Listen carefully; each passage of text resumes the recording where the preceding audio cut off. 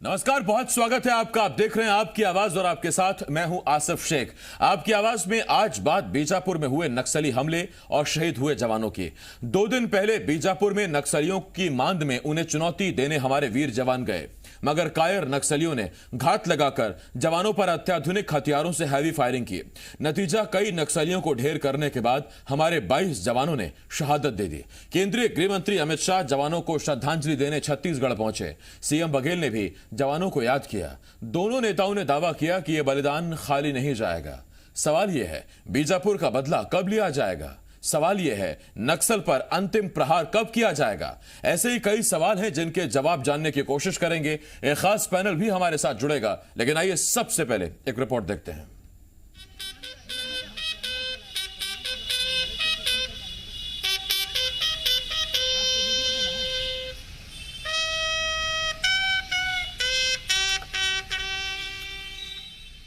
ये देश के वो वीर जवान हैं जिन्होंने माटी की रक्षा, छत्तीसगढ़ के लोगों की सुरक्षा के लिए अपने प्राणों का बलिदान दे दिया।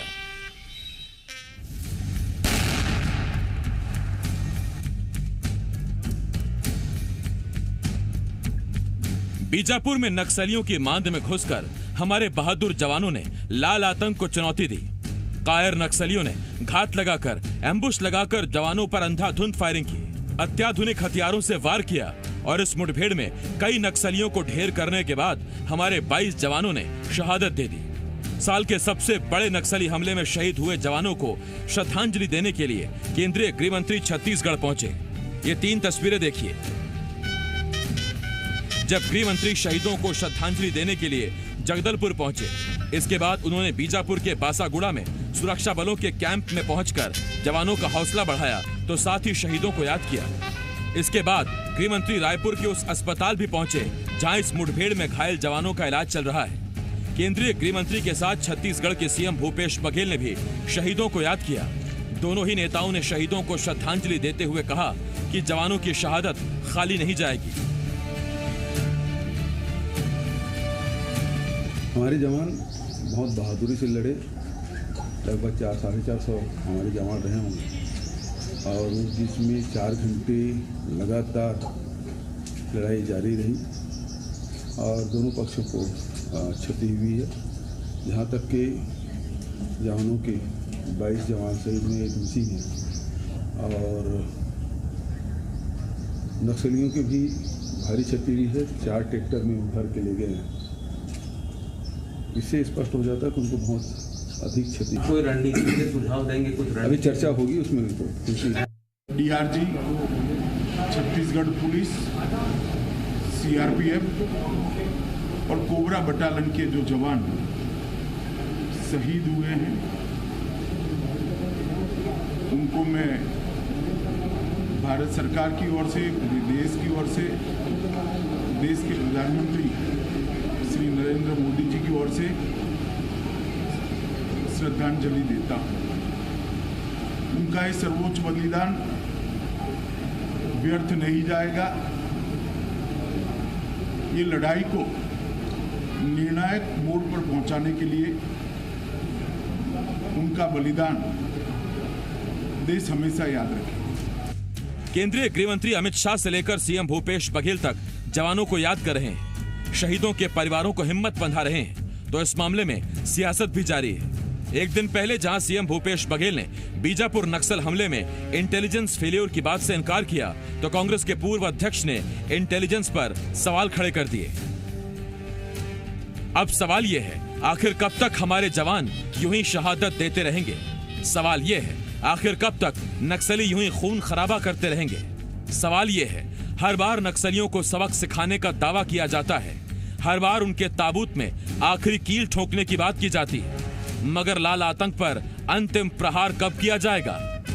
ब्यूरो रिपोर्ट, जी मीडिया।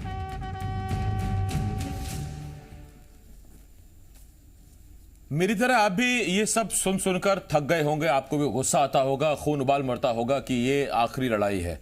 नक्सली भाग रहे हैं, घबरा कर हमले कर रहे हैं, 22 जवान हमारे शहीद हो जा रहे हैं। आप भी यही पूछते होंगे कि आखिर नक्सल पर कब अंतिम प्रहार होगा। हमारे साथ दो खास मेहमान जुड़ रहे हैं, बीजेपी की तरफ से अनुराग सिंह देव जी, कांग्रेस की तरफ से अमित श्रीवास्तव जी। मैं आप दोनों का बहुत स्वागत करता हूं। अमित जी, सबसे पहला सवाल मेरा आपसे, अमित जी, किसका फेलियर है ये? कहीं तो चूक हुई होगी, 22 जवान शहीद हुए हैं, कहीं तो गलती हुई होगी। आसिफ जी, सबसे पहले मैं उन 22 अपने वीर जवानों को जिन्होंने मातृभूमि पर अपने प्राण न्यौछावर कर दिए और सभी बलिदानियों को मैं नमन करता हूं, उन्हें अपनी श्रद्धांजलि अर्पित करता हूं। और जो घायल है उनके शीघ्र अतिशीघ्र स्वास्थ्य लाभ की ईश्वर से प्रार्थना करता हूं कि वो जल्द से जल्द स्वस्थ हो जाएं।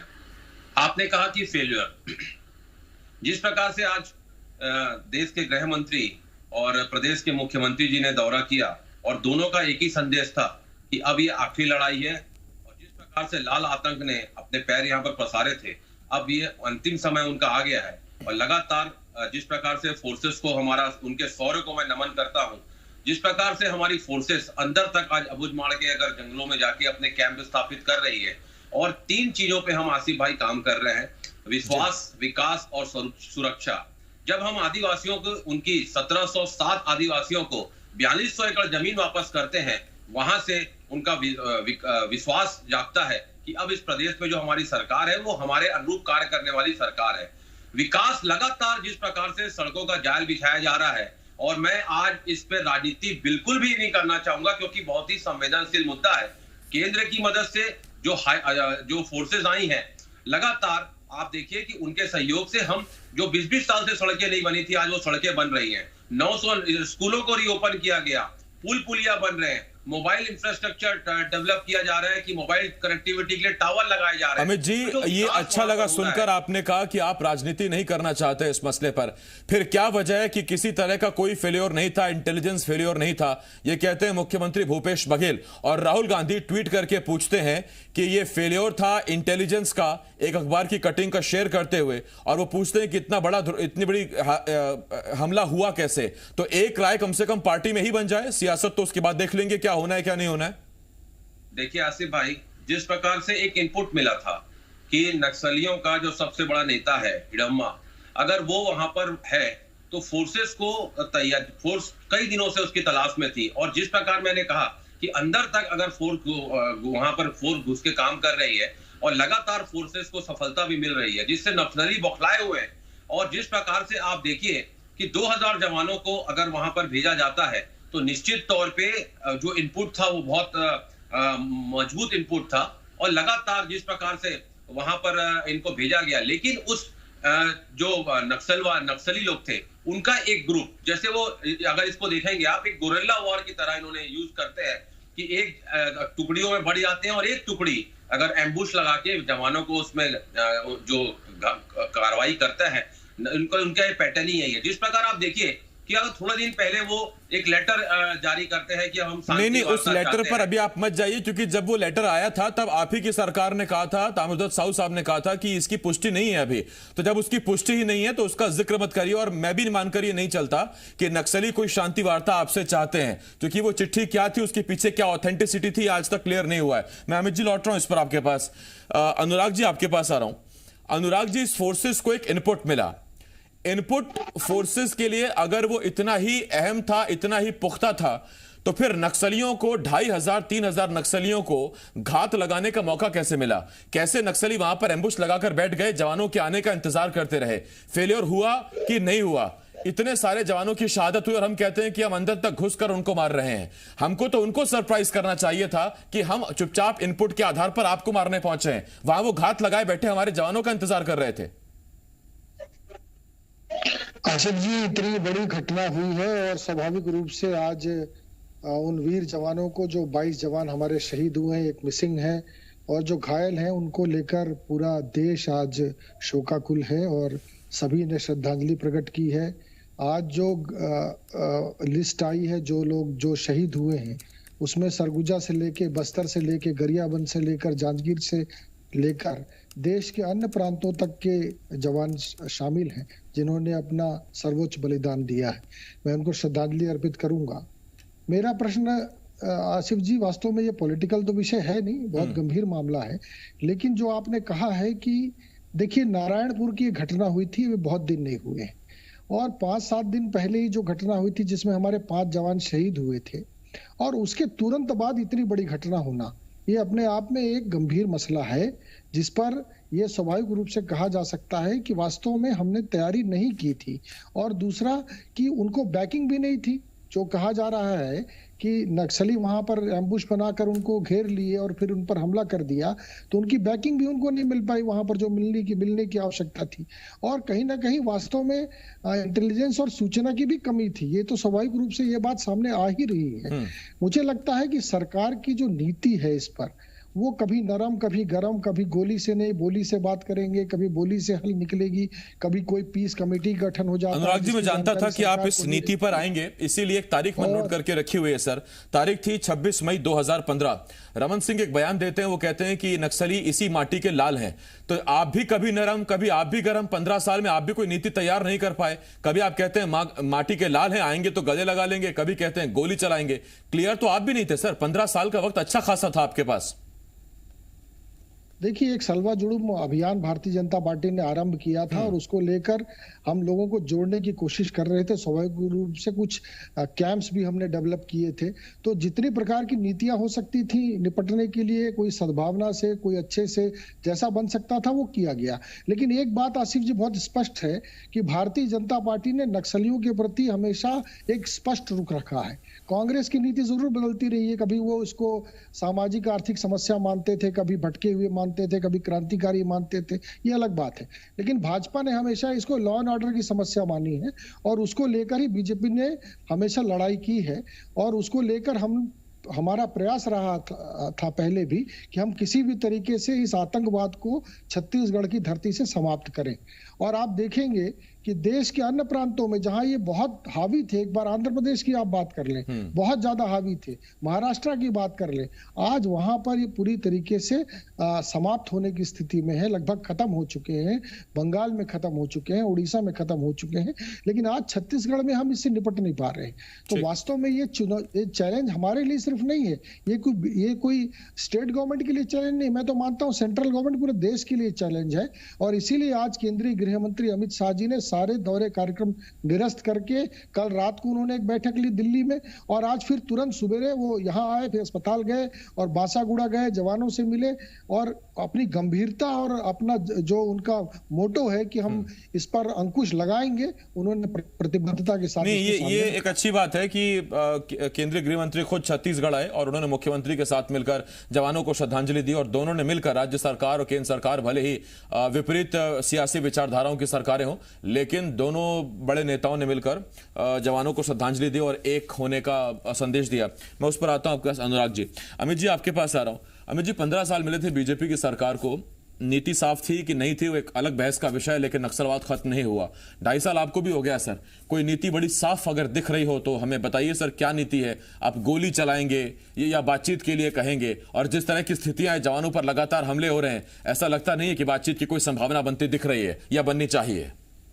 आसिफ जी, एक ही नीति बना के हम चल रहे हैं कि सरकारी योजनाओं का जो लाभ है बस्तर के अंतिम पंक्ति में बैठा हुआ अंतिम व्यक्ति तक वो पहुंचे, जिससे विकास, जैसे हमने देखा चाहे पंजाब हो चाहे कश्मीर हो, अगर विकास से अगर लोगों को जोड़ेंगे तो निश्चित तौर पे समस्या बहुत हद तक कम हो जाती है। और एक कार्य योजना बना के, एक नीति बना के और हम कार्य कर रहे हैं। और आप उसको देखिए कि जिस प्रकार से वहां पर आज हमारे द्वारा जो कार्य किया जा रहा था, निश्चित तौर पे फोर्स उसके कारण वहां पर नक्सली बौखलाए हुए हैं, और ये उनको भी अब समझ में आ गया है कि अब निर्णायक लड़ाई का दौर आ गया, और काफी दिनों से ये ऑपरेशन चलाया जा रहा था। और आप जिस प्रकार मैंने कहा कि नक्सलियों को उनके एरिया पे घुस के फोर्सेस जिस प्रकार मार रही है, और लाल आतंक को हम बर्दाश्त नहीं करेंगे। मुख्यमंत्री जी ने भी कहा था कि उनको कठोर से कठोर और सख्त से सख्त कार्रवाई की जाएगी, और आज गृह मंत्री जी ने भी आज कहा कि अब ये हमारे जो शहीद जवान हुए हैं उनकी शहादत बेकार नहीं जाएगी, और ये अब अंतिम लड़ाई का वक्त आ गया है। निश्चित तौर पे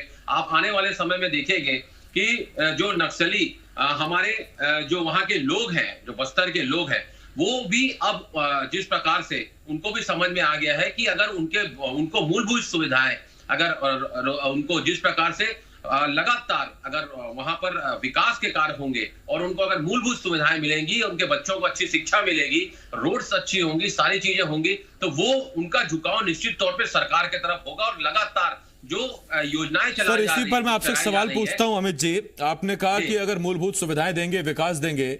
सर देखिए, सड़कें अगर आपने बना दी, विकास आपने पहुंचा दिया, तो क्या वजह है कि अभी भी नक्सली ग्रामीणों के साथ मिलकर अंबुश लगा रहे हैं? जो रिपोर्ट्स आ रही हैं, जो अंदर से चीजें निकलकर सामने आ रही हैं कि जब जवान गांव में घुसे वोट लेने के लिए तो वहां भी उन पर फायरिंग हुई, खटिया के पीछे छिपकर जवानों को जान बचानी पड़ रही है। गांव के लोग साथ देने का बात तो छोड़िए, वो खबरें पहुंचा रहे हैं नक्सलियों तक। ये आपको साथ मिल रहा है? सर देखिए, आज घेरने की रणनीति जिस प्रकार उनको बनाई जा रही है, आप जो कह रहे हैं बिल्कुल वाजिब बात आप कह रहे हैं, लेकिन वो भय के कारण इस प्रकार वो करते हैं।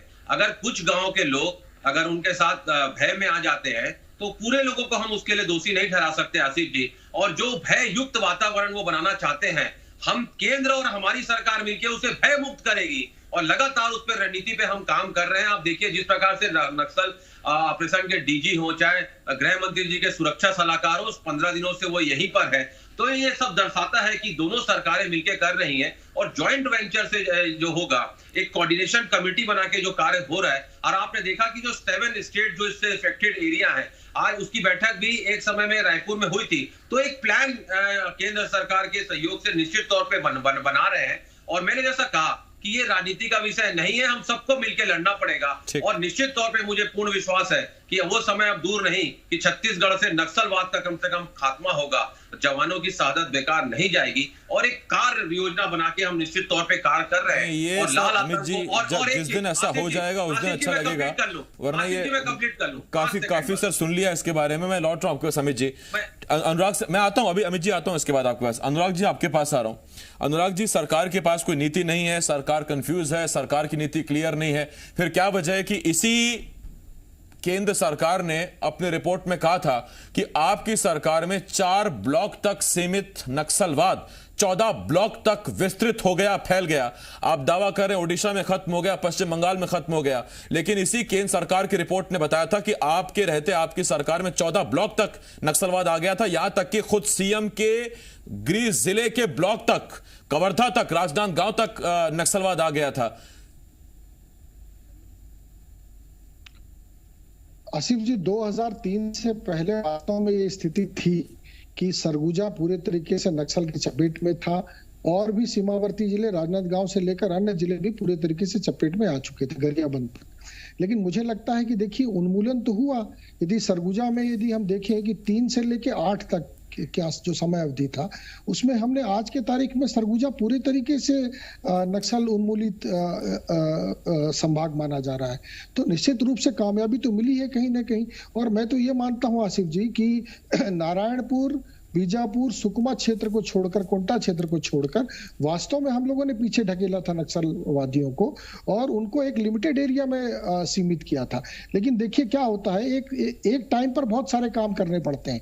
हमने इंफ्रास्ट्रक्चर भी साथ में डेवलप किया, हमने थाने भी खोले, हमने सीआरपीएफ कैंप भी खोले, हमने बटालियन स्थापित की, तो लगातार हमने अंदर तक सड़कें बनाई। तो कोई भी सरकार जब काम करती है तो सभी मोर्चों पर काम करती है। लेकिन मुझे ध्यान में आ रहा है कि पिछले 2.5 साल में इस सरकार ने न तो नए थाने स्थापित किए वहां पर, और ना ही कोई अंदर तक ब्रिजेस बनाने का काम किया, ना रोड बनाने का काम किया, ना ही कोई ऐसी नीति बनाई जिससे वास्तव में हम उसको 4 से और अंदर तक ढकेल सके। तो यहाँ पर प्रश्न ये उठता है कि सरकार जो काम कर रही है वो सिर्फ बोली से ही काम कर रही है कि अन्य विषय भी उसके ध्यान में है। तो मुझे ध्यान में आ रहा है कि इस सरकार की नीति में खामी यही है कि सरकार स्वयं कंफ्यूज है क्या करना चाहिए, और सरकार के कंफ्यूजन के कारण नक्सलियों को लगातार पांव पसारने का अवसर मिल रहा है। नक्सली खेल कूद के कार्यक्रम के आयोजन बड़े बड़े कर रहे हैं, ये भी अपने आप में आश्चर्य की बात है। पहले तो खेल कूद के आयोजन नहीं करते थे नक्सली, ये अपने आप में एक सामाजिक नेटवर्क बनाने का काम है, को भी तोड़ने की आवश्यकता है। ठीक, मैं इस पर लौट रहा हूं अनुराग जी। अमित जी आपके पास आ रहा हूं, आखिरी 30 सेकंड दे पाऊंगा मैं आपको। जब कांग्रेस के नेताओं पर हमला हुआ परिवर्तन रैली के दौरान, तब भी कहा गया कि ये बौखलाकर नक्सलियों ने हमला किया, अंतिम दौर नक्सलियों का चल रहा है, तब ये बीजेपी सरकार का बयान था। ताड़मेटला में 76 सीआरपीएफ के जवान शहीद हुए, तब भी कहा गया बौखलाए हुए नक्सली हैं, अंतिम दौर चल रहा है। आज जब बीजापुर में 22 जवान शहीद हो गए, तब भी ये बयान है। सर, यकीन कैसे कर लें सियासतदानों पर, सरकारों पर कि ये इस बार आखिरी है और अंतिम प्रहार की तैयारी है? जी देखिए, बिल्कुल इस नीति हमारी स्पष्ट है और नियत हमारी बहुत साफ है। और जैसा मुख्यमंत्री ने कहा कि आने वाले समय में आप इसको और तेज किया जाएगा। और सीधी सी बात है, अगर भारत के संविधान में और लोकतंत्र में जिसको विश्वास नहीं है, आप जिसको अगर गणतंत्र में विश्वास है, तो उसको अगर गोली की भाषा वो समझेंगे तो आसिफ जी हम उनसे गोली से बात करेंगे। और जिस प्रकार से मैंने आपको कहा कि लगातार मैं एक गृह मंत्रालय का आज आंकड़ा आपके सामने प्रस्तुत करना चाहता हूं, जो अभी लोकसभा में उठा था कि आज तक 2011 से 2020 तक 3722 नक्सली वारदात छत्तीसगढ़ में हुई है, जिसमें हमने 489 जवानों को खोया। ये बहुत दुख का विषय है। और लगातार लेकिन हम जिस प्रकार से मैंने कहा कि लाल आतंक को अब बर्दाश्त नहीं किया जाएगा और जो कारायना हरकतें करते हैं इनको माकूल इसका जवाब दिया जाएगा। और ये माकूल जवाब दिया जाए। सर, बीजापुर का बदला देश मांग रहा है, अंतिम प्रहार मांग रहा है। मेरे पास वक्त खत्म हो गया। बहुत धन्यवाद आपका अमित जी, अनुराग जी, बहुत शुक्रिया आपका हमारे साथ जुड़ने के लिए। सर, वक्त खत्म हो गया मेरे पास। लेकिन देखिए, हर बार जब भी नक्सल हमला होता है, सरकारें यही कहती हैं कि ये बौखलाए कर, घबरा कर अपने कैडर को जिंदा रखने के लिए नक्सलियों ने हमला किया है। जवानों की संख्या बढ़ती जाती है, शहादत के आंकड़े बढ़ते जाते हैं। हर बार दावा यही किया जाता है कि इस बार ताबूत में आखिरी कील ठोक दी जाएगी, लेकिन उसके बाद फिर एक नई घटना आती है और फिर इस तरह के दावे किए जाते हैं। इस नक्सलवाद का खात्मा होगा कब? क्या नीति होगी? क्या सरकारें अब तक वो नीति क्लियर करने में अभी तक सक्षम नहीं हो पाई हैं? क्या कोई नीति अभी तक सरकारें नहीं बना पाई हैं? सोचिएगा जरूर, क्योंकि हर बार जब इस तरह की खबरें आती हैं और शहीदों को श्रद्धांजलि देने बड़े नेता आते हैं, तो फिर मन में वही सवाल दोबारा घूमने लगते हैं।